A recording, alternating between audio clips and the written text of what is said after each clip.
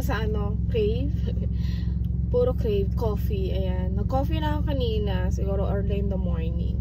Pero ngayon parang gusto ko ng boost. Kasi susunduin ko yung anak ko. Daan ako dito sa Makers. Ayan. Drive-thru. Ayan. Kasi pag mamaya pa ako dumaan dito, gusto na naman ng anak ko ng Makers. So, ang gusto ko lang naman dito coffee. Dapat mag-ice latte ako pero magko-coffee float lang ako. Hihi! Hi, good morning. Welcome to McDonald's. Yes, can I order coffee float? Large po. Okay. That's all. May discount card po ba? Wala. Okay po. Next time to Pilipinas. Thank you.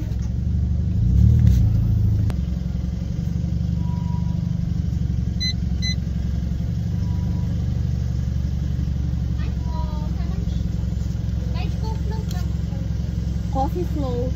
Coffee float.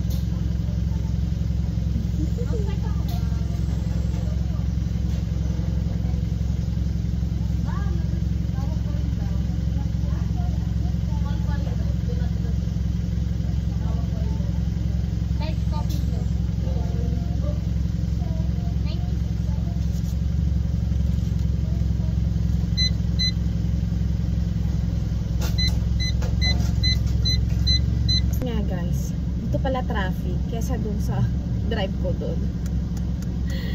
Ay, tagal. Coffee float yan, ha? Thank you.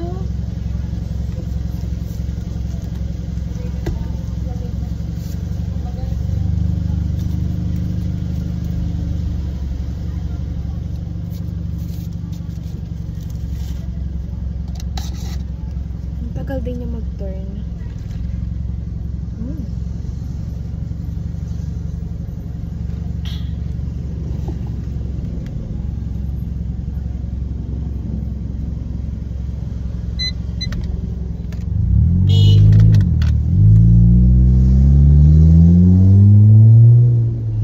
Nabitbipan ako dun.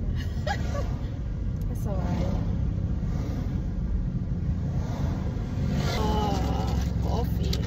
I don't know. Parang na-addict ako sa coffee ngayon.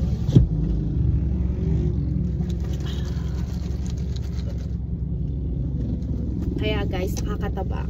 Kita nyo na, parang nag-gain weight na ako kasi puro ko cold, puro ko coffee, puro ko, pero hindi ako mahilig sa sweets like cakes and all that. Parang pa spoon-spoon lang, spoonful o teaspoonful of desserts like that. I'm okay. As long as na natikman ko yung nakikrave ko, yung awan ko ba. Pero hindi ako buntis, ha. Ayan. Mahilig lang talaga akong kumain. Then, pag may nakikita ako guys na bago sa paningin ko, gusto ko tinitikman ko. Lalo na mga new food, different kind of food. Italian, Mexican, Arabic, anything. Titikman ko. Syempre, tatanong ko muna kung anong nasa loob, kung anong laman. Kasi baka mamaya porky, oink-oink. Kaya, hindi kasi ako kumakain nun. Siguro nakagisnan ko na at saka kinalakihan ko na talaga ng no pork. Ayan. Then sa seafood, hindi ko kinakain ang mga mussels, mga shells. May mga shells. I don't eat those.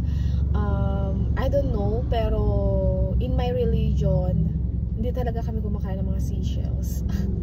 Kumbaga, tikim-tikim lang ako. Pag hindi ko type, never mind. Ayan. Pero nag-enjoy naman ako sa mga mukbangs ko, ganyan. Simple lang ako, guys. Parang simpleng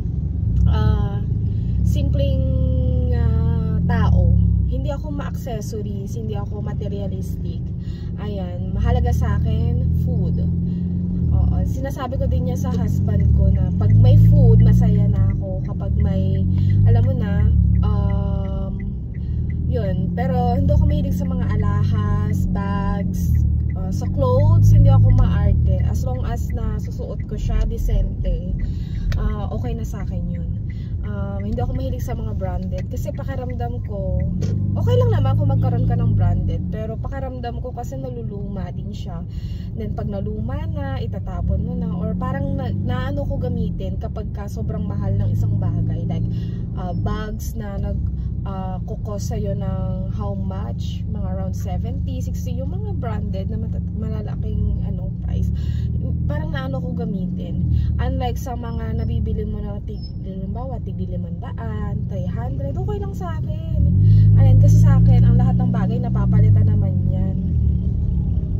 Ayan, medyo nagmamadali na ako kasi it's 56 na, 11:56, time check. Yan, susunod ko yung anak ko, kaya lang ito na, pag ganitong nasa 11:50 ka na or 12, nakarating ka sa school nila, wala na silang parking.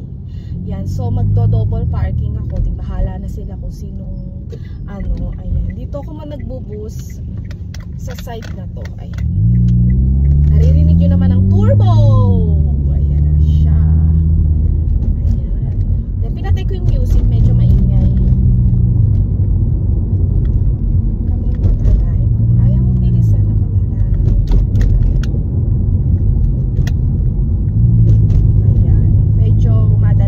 Madalian talaga.